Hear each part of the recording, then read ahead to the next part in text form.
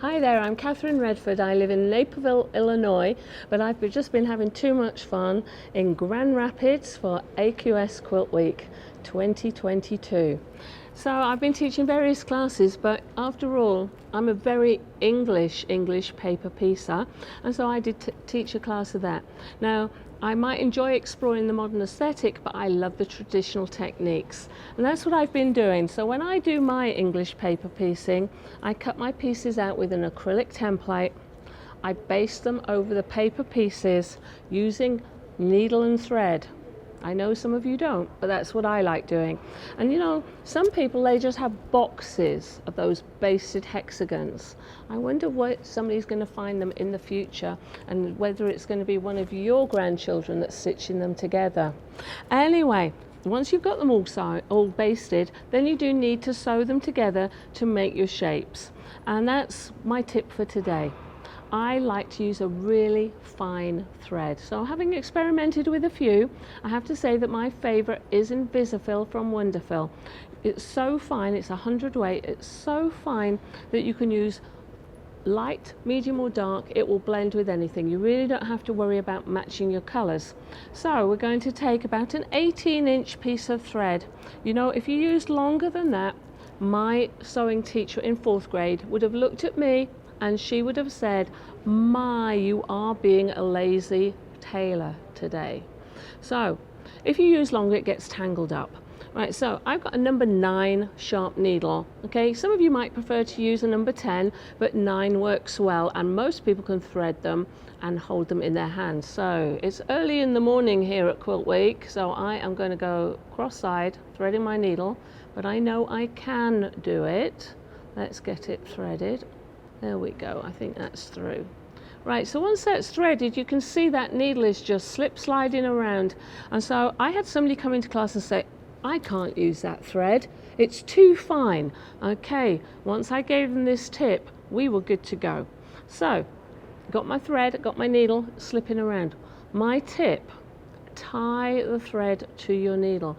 It's so fine that you won't be able to feel it as you sew. So I just did 2 very simple overhand knots. See, that needle's not going anywhere. I just got a short tail on that end. I'll come to the other end and I'll put a quilter's knot on it.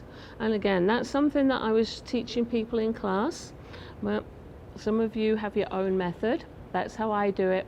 I've got a knot on there, I'm ready to go. So that's my number 1 tip when you're English paper piecing. But we sew them together. So we take our 2 pieces, put them together. I'll quick show you how I do that, because my next tip is I start 1/4 inch from the end of the seam that I'm sewing. Going to be careful not to pull that knot through, okay? And then we are going to actually stitch. So as though I'm doing a back stitch, I'm going back towards the beginning of that seam with my little whip stitch. See? There we are. And then I start going forward. You know, English paper piecing is slow stitching at its finest, and many people undertake a project that's not quite infinite in length, but it might be a few years in the process. And so I want to make sure that anything I've stitched together, if I come to that unit later, it's still sewn. So that little back stitching tip's going to help you. At the other end, I'll back stitch again if it's the end. If I'm just adding another piece, I just keep stitching. So you sew them all together. See, we can do diamonds.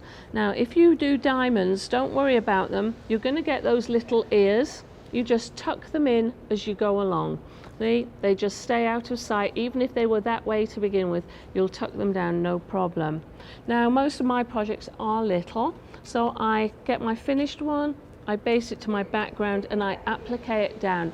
The papers are still in at this point, so once you've got it all done, you're going to pull your basting stitches out, and they just slide out easily. I cut away the back and they slide out easily, and that's my finished piece. If you want to embellish it a little bit, put a little bit of embroidery on there, and happy English paper piecing.